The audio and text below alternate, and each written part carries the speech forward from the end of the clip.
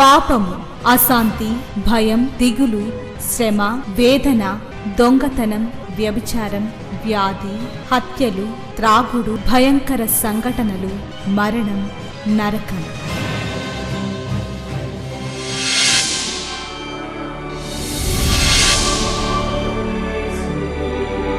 సిలువలోనే పాప క్షమాపణ, పరిశుద్ధ జీవితం, ప్రేమ, వాక్య ధ్యానము, నెమ్మది, సహవాసం, నిత్య జీవం. శాంతి సోపానాలు, ఇవి శాంతి ప్రదాత బోధలు.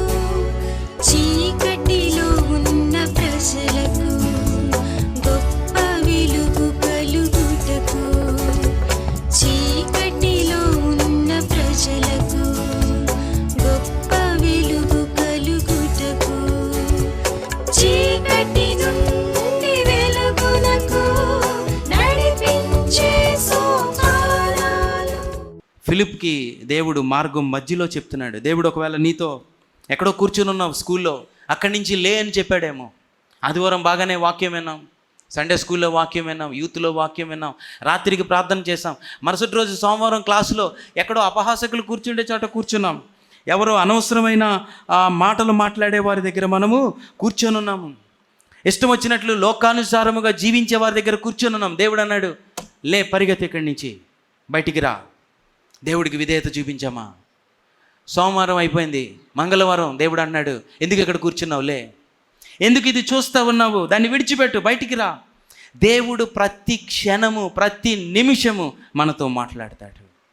మన అంతరంగములో, మన ఆత్మ ద్వారా, పరిశుద్ధాత్మ ద్వారా మనతో మాట్లాడుతూ ఉంటాడు. కనుక రక్షణ కొనసాగించే వ్యక్తులుగా ఉండాలి. అది భయముతోనూ వణుకుతో జాగ్రత్త. ఎప్పుడు ఎందులో పడిపోతామో అన్నట్లు తాను నిలిచి ఉన్నవాడు తాను నిలిచి ఉన్నాడో లేదో జాగ్రత్తగా తన్ను తానే పరీక్షించుకోవాలి. మీరు క్రీస్తులో ఉన్నారో లేదో మీరే పరీక్షించి తెలుసుకోండి అన్నాడు. కనుక మొట్టమొదటి ఏం చెప్పండి? అందుబాటులో, విధేయతలో. రెండవది విధేయత ఒకరోజు విధేయత కాదు. ఒక భక్తుడు అన్నాడు, పార్షియల్ ఒబీడియన్స్ ఈజ్ డిజొబీడియన్స్. అప్పుడప్పుడు విధేయత అవిధేయత అన్నాడు.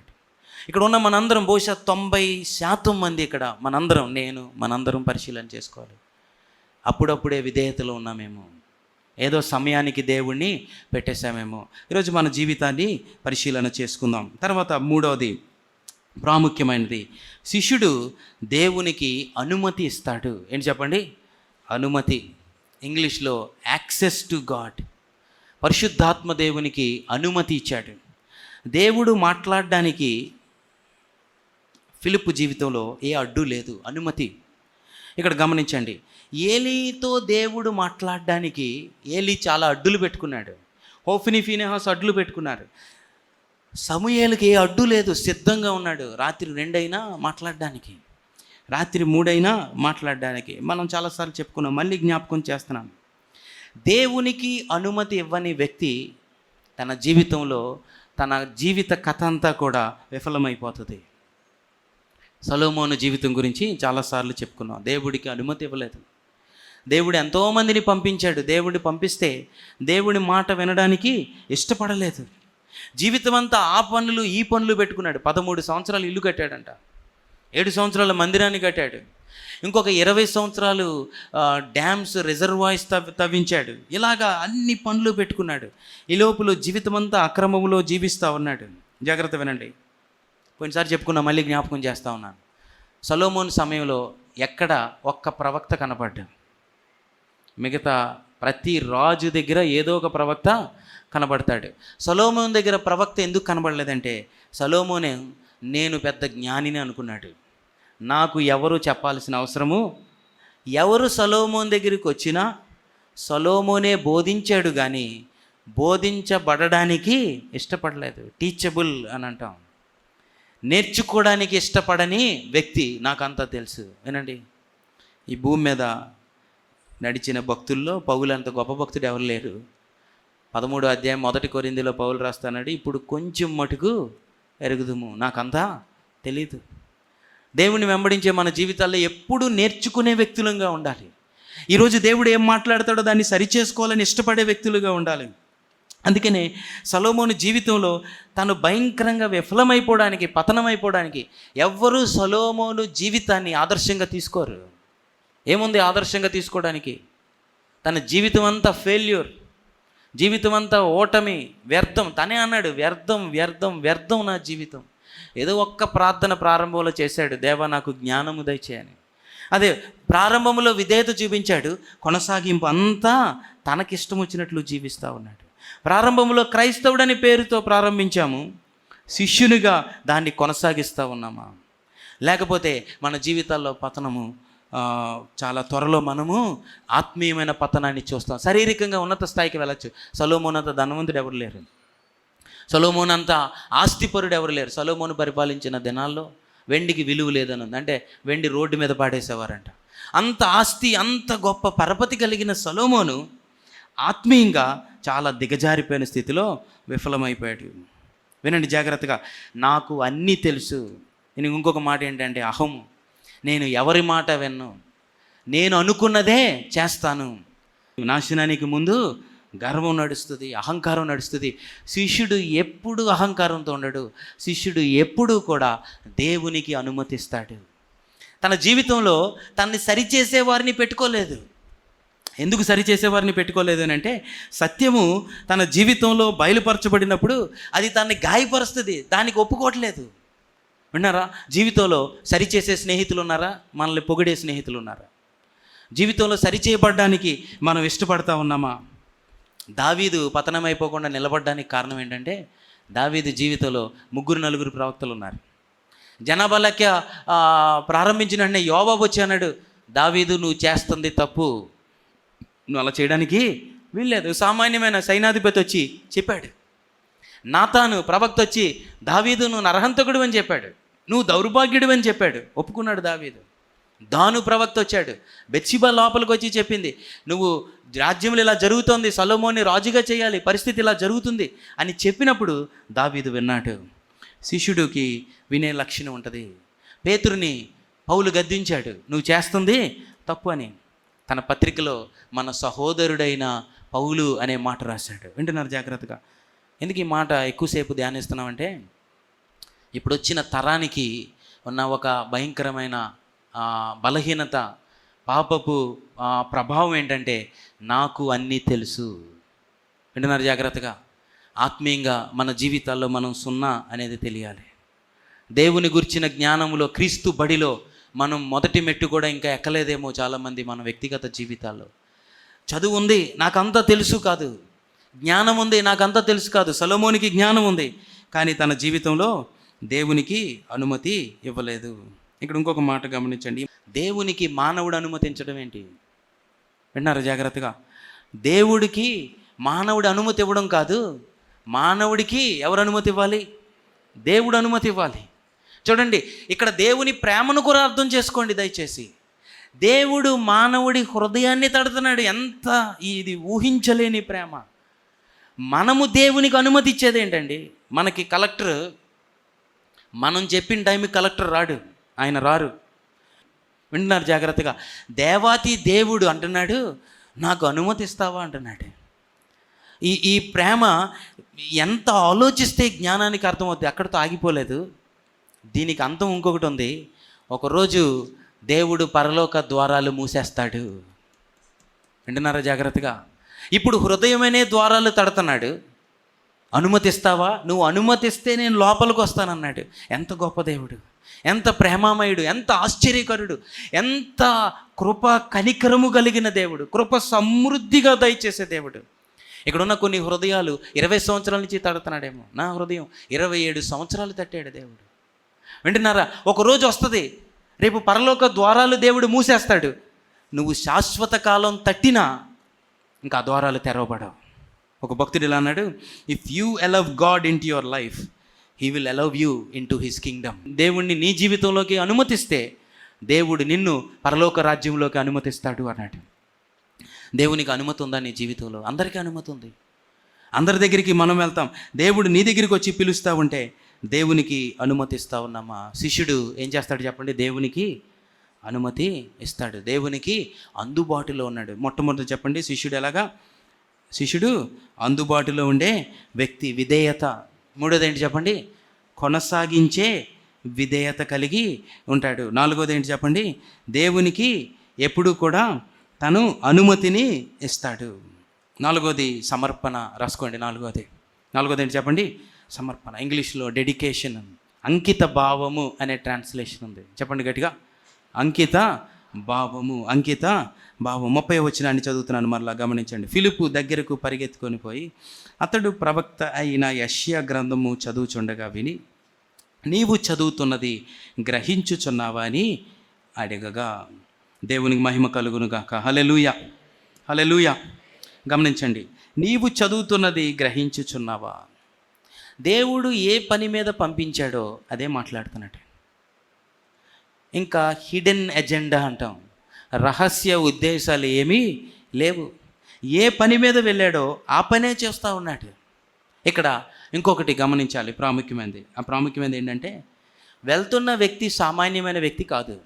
ఎవరు చెప్పండి? ఆయన కందాకే రాణి, ఐథియోపియా దేశానికి ఫైనాన్స్ మినిస్టర్. ఐథియోపియా ఆఫ్రికా దేశము డైమండ్స్కి ప్రసిద్ధి. గలగల రాళ్ళు, డైమండ్స్కి, ఈ బంగారానికి ప్రసిద్ధి. ఆ ఘనాగారం అంతటి మీద కూర్చున్న వ్యక్తి అంట. ఎలా తయారై ఉంటాడో ఊహించండి. రథము ఆపమని ఆజ్ఞాపించాననుంది. 2-3 రథాలతో బయలుదేరాడు. వెనకాల సైనికులు ఉన్నారు. బహుశా ఒక 50-60 మందితో వస్తున్నాడేమో. ఆయన వస్త్రధారణే ఒక పెద్ద డిప్లొమాట్ లాగా, ఫైనాన్స్ మినిస్టర్ దేశానికి. బహుశా ఆయన అలంకరణతో ఉండుంటాడు. దాంట్లో దేనికి ఆకర్షింపబడలేదు. వెళ్ళడం నువ్వు చదువుతుంది నువ్వు గ్రహించావని అడిగాడు. గమనించండి, నేను ఇలా అనుకున్నా, ఒకవేళ నాకు మారుమనసు లేకపోతే నేను వెళ్ళగానే ఇలాగని ఉండుంటేవాడినేమో. సార్, మిమ్మల్ని కలవడం చాలా సంతోషం, నా అదృష్టం. ఇలాంటి వ్యక్తిని కలుస్తానని నేను ఎప్పుడూ అనుకోలేదు సార్. ఫైనాన్స్ మినిస్టర్తో ఒక ఫోటో తీసుకోవాలని నాకు ఉంది. వింటున్నారు జాగ్రత్తగా? ఇక్కడ ఒక మాట ప్రాముఖ్యమైనది గమనించాలి. ఏంటి అని అంటే, దేవుని అధికారముతో బయలుదేరతాడు శిష్యుడు. ఆ వ్యక్తిని చూసినప్పుడు ఆ వ్యక్తి ఘనతకి, ఆ వ్యక్తికి ఉన్న ఆ అట్రాక్షన్, అలంకరణకి ఆ వ్యక్తి పడిపోలేదు. ఎందుకంటే శిష్యుడు ఫిలిప్పుకి తనకి రాబోయే ఘనత, తనకి రాబోయే ఆ గొప్ప అలంకరణ పరలోక రాజ్యంలో ఉంది కనుక, తనకు తెలుసు కనుక భూమి మీద ఉన్న వాటికి పడిపోలేదు. దేవుని అధికారంతో వెళ్ళాడు. నువ్వు కందాకే రాణి కింద మంత్రివైనా ఒకరోజు ఏమైపోతావు? నువ్వు చనిపోతావు. వింటున్నారు జాగ్రత్తగా? దేవుని అధికారము. ఈ రోజుల్లో దీన్ని లేక లోకాన్ని చూసి, ఆ పరిస్థితి ఈ పరిస్థితిని చూసి ఆకర్షింపబడతా ఉన్నాము. శిష్యుడు లోకానికి ఆకర్షింపబడ్డు. శిష్యుడు ఎటు పడితే అటువైపు చూసి, ఆ ఆకర్షణ వైపు చూసి దానితో కొట్టుకొని వెళ్ళిపోడు. వెళ్ళి అడుగుతున్నాడు, నువ్వు చదువుతుంది నీకు అర్థమవుతుందా? నీ పేరేంటి? ఎక్కడి నుంచి వచ్చావు? ఏంటి నీ పరిస్థితి? ఏమీ మాట్లాడట్లేదు. ఏం మాట్లాడుతున్నాడంటే, దేవుడు ఏ పని మీద పంపించాడో ఆ పనే మాట్లాడుతున్నాడు. ఇక్కడ ఇంకొకటి కూడా మనం ఆలోచించాలి. అదేంటంటే గాడ్లీ కాన్వర్జేషన్, ఆత్మానుసారమైన సంభాషణ. చెప్పండి, ఏంటి చెప్పండి? ఆత్మానుసారమైన సంభాషణ. ఎక్కడ దాకా అవసరం లేదు. ఈరోజు చర్చ అయిపోయిన వెంటనే చాలామందికి ఆత్మానుసారమైన సంభాషణ ఉండదు. ఇక్కడే మందిరంలోనే అనవసరమైన మాటలు, అనవసరమైన లేనిపోయిన సంభాషణలు. దేవుణ్ణి నమ్మిన శిష్యుడు అనవసరమైన మాట ఒక్కటి కూడా మాట్లాడు. ఈరోజు ప్రార్థన చేయి, కాలేజీలో చదువుతుంటే, స్కూల్లో చదువుతుంటే, పని చేస్తున్న చోట, ప్రభువా వ్యర్థమైన మాటలు నా నుండి తీసివేయి ప్రభువా. వెళ్ళాడు, ఏ పని మీద వచ్చాడో ఆ పని మీద మాట్లాడుతున్నాడు. దైవ చిత్తానుసారమైన సంభాషణ. ఇంకొకటి కూడా పెట్టుకోవచ్చు పేరు. దానికి ఏంటంటే వాక్యానుసారమైన, వర్డ్లీ. దానికి ఆపోజిట్ ఏంటి, వ్యతిరేకం ఏంటంటే లోకానుసారమైన సంభాషణ. వరల్డ్లీ వేరు, వర్డ్లీ వేరు. వాక్యానుసారము, లోకానుసారము. బైబిల్లో మలాకీ గ్రంథంలో ఒక మంచి మాట ఉంది, చూడండి. మలాకీ గ్రంథానికి వెళ్దాం. మలాకీ గ్రంథము చివరి గ్రంథము, పాత నిబంధన. అక్కడ దేవుడంట మనుషులు, దేవుడు నమ్మిన బిడ్డలు మాట్లాడుతున్నప్పుడు ఆయన వింటాడు అనే మాట రాయబడి ఉంది. 3వ అధ్యాయము 16వ వచనం. అప్పుడు యెహోవా యందు, చదువుదాం అందరం. అప్పుడు యెహోవా యందు భయభక్తులు గలవారు ఒకరితో ఒకడు మాట్లాడుచుండగా యెహోవా చెవియొగ్గి ఆలకించెను. మరియు యెహోవా యందు భయభక్తులు గల ఆయన నామమును స్మరించు వారికి జ్ఞాపకార్థముగా ఒక గ్రంథము ఆయన సముఖమందు. ఈరోజు ప్రభువా, నా సంభాషణ మార్చు, నా మాటలు మార్చు, అనవసరమైన సంభాషణ నుంచి నన్ను విడిపించు ప్రభువా, నన్ను దయచేసి నువ్వు జ్ఞాపకము చేసుకో ప్రభు అంటే దేవుడు మన సంభాషణ మార్చాలని చూస్తూ ఉన్నాడు. ఇంకొక పాయింట్ కూడా అనుకోవచ్చు, స్ట్రైట్ టు ద పాయింట్ అంట. ఏది మాట్లాడాలని అనుకున్నాడో అది మాట్లాడడానికే వచ్చాడంతే. ఇంకా వాళ్ళని మెప్పించడం, వీడిని మెప్పించడం ఏమీ లేదు. దేవుడు చెప్పింది చెప్పినట్లు చేశాడు. వింటున్నారా? ఈ మాట మనం ఎలా వర్తించుకుంటామంటే, దేవుడు నిన్ను ఎందుకు స్కూల్కి పంపిస్తున్నాడో ఆలోచించావా? దేవుడు ఎందుకు ఉద్యోగం ఇచ్చాడో ఆలోచించామా ఎప్పుడైనా? దేవుడు ఎందుకు మన జీవితాల్లో మనకి వ్యాపారాలు ఇచ్చాడు? దేవుడి ఉద్దేశం ఏంటి మన జీవితాల్లో? వినండి జాగ్రత్తగా. ఎక్కడికి వెళ్ళినా దేవుని పనిలో ఉన్నాడు, గాడ్స్ డ్యూటీలో ఉన్నాడు. నువ్వు చదువుకుంటున్నావు కానీ దేవుని పనిలో ఉన్నావు అనేది మర్చిపోద్దు. నీ పరిశుద్ధత కాపాడుకోవడం మర్చిపోద్దు. అనవసరమైన సంభాషణ దగ్గర ఉన్నావు, అక్కడి నుంచి లేచి ప్రక్కకు వెళ్ళిపోవడం మర్చిపోద్దు. లేక అక్కడే ఉండి దాన్ని మార్చగలిగే వ్యక్తిలాగా ఉండాలని దేవుడు మాట్లాడుతూ ఉన్నాడు. వినండి జాగ్రత్తగా. దానియేలు పనిచేసినప్పుడు దానియేలు ప్రభుత్వం కింద పనిచేస్తూనే ఉన్నాడు, కానీ ప్రభుత్వము కంటే హృదయాంతరంగాన్ని చూసే దేవునికి భయపడ్డాడు. అందుకే రాజు అన్నాడు, నీవు నిత్యము సేవించుచున్న నీ దేవుడు నిస్వార్థముగా, నా దేవుని దృష్టికి నేను నిర్దోషిని అన్నాడు. వింటున్నారా జాగ్రత్తగా? మన జీవితాల్లో ఈ డెడికేషన్, ఈ సమర్పణ ఉండాలని దేవుడు కోరుకుంటున్నాడు. పేరుకి క్రైస్తవుడే కానీ ఎంత చెడ్డ పేరు. పేరుకి క్రైస్తవుడే కానీ లంచం తీసుకునే వ్యక్తి ఏమో.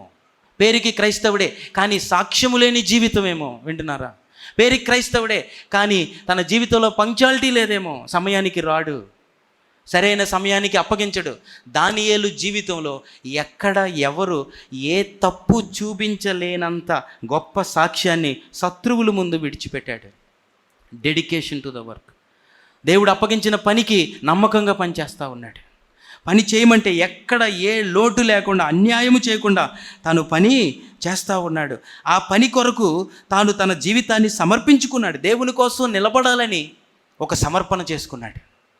నా జీవితాన్ని బట్టి దేవుని నామం మహింపరచబడాలని కోరుకున్నాడు.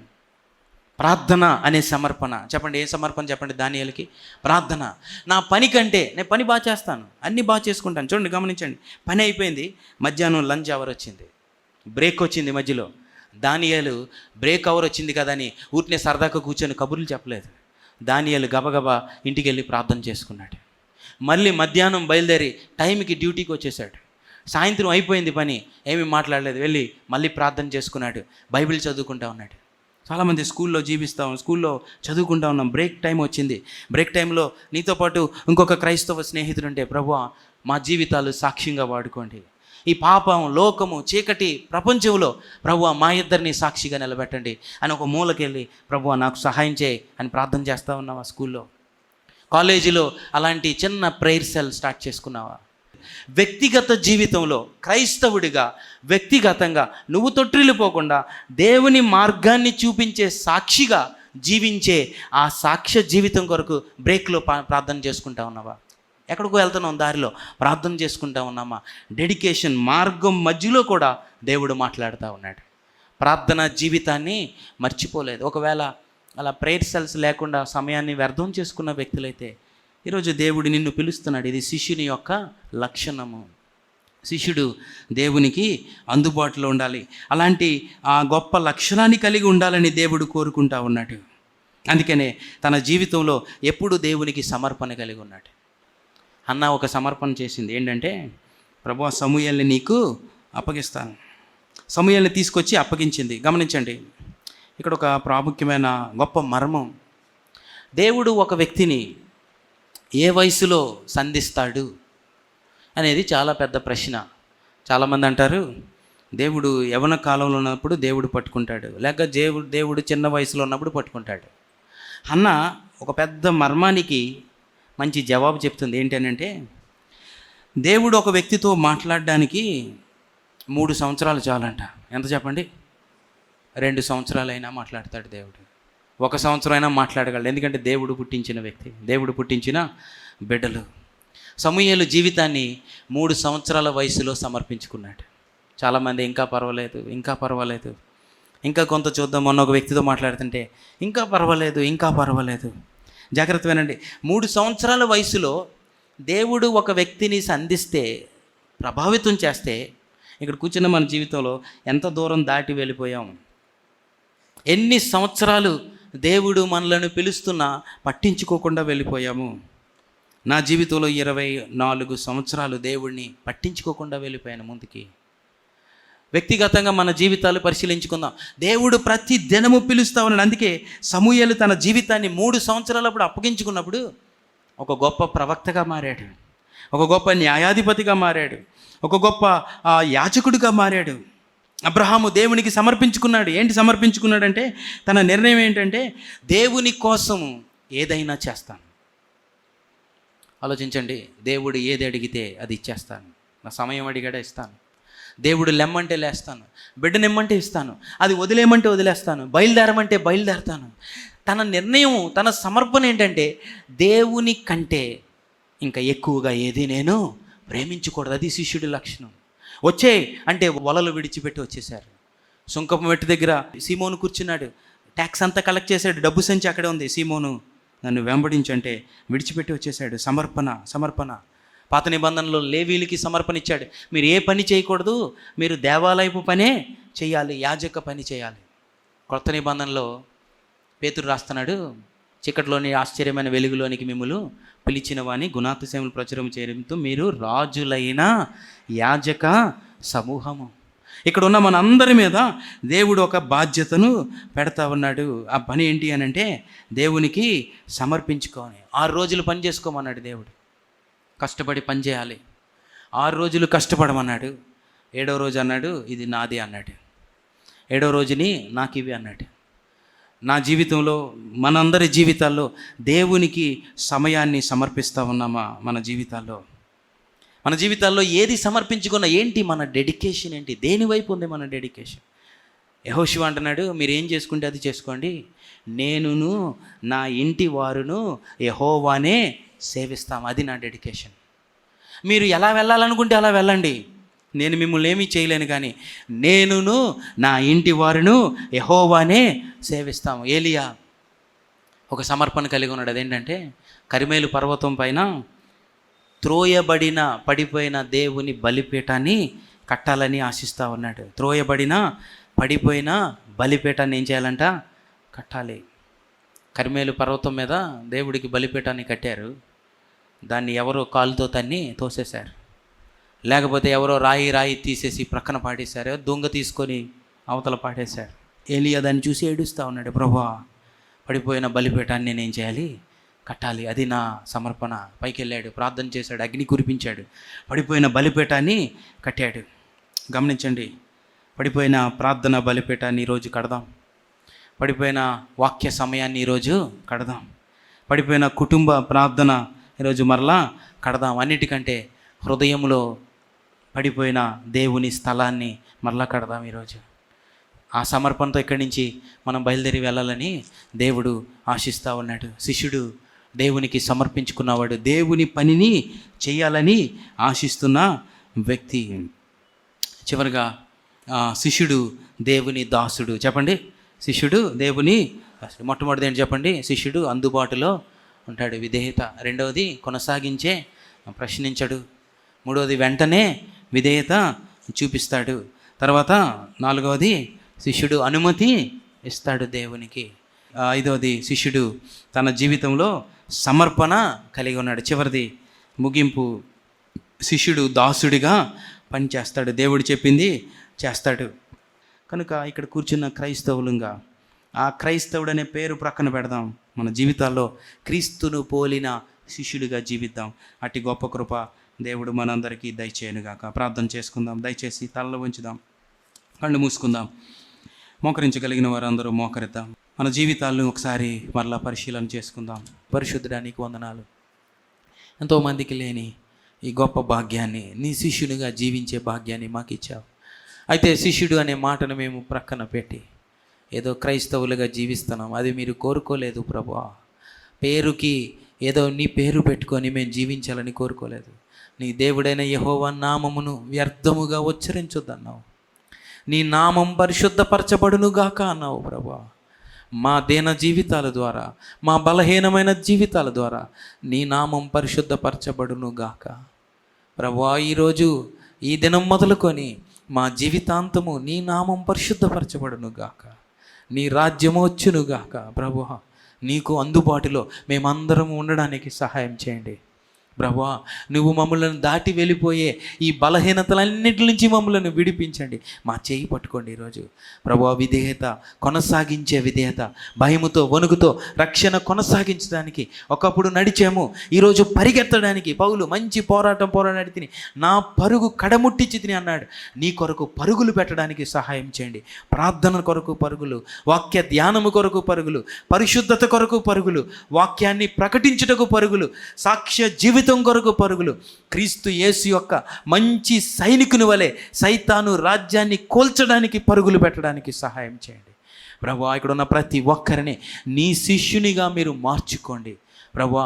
నీ శిష్యునికి ఉండవలసిన లక్షణాలు మాట్లాడారు, ఆ లక్షణాల్లోనికి మమ్మల్ని నడిపించండి. సమర్పణ దయచేయండి. ఈ దినం ఎంతోమంది మనల జీవితాలు సమర్పించుకుంటున్నారు ప్రభువా. మా జీవితాలు పరిపూర్ణంగా సజీవ యాగముగా మీకు సమర్పించుకోవడానికి, మమ్ములను ఎవరు కలిసినా రక్షణ ఆనందాన్ని చూడడానికి సహాయం చేయండి. శాశ్వత లోకాన్ని, శాశ్వత రాజ్యాన్ని, శాశ్వత ఆనందాన్ని చూసే మా హృదయాలు నీకు ప్రతిబింబముగా మార్చుకోండి.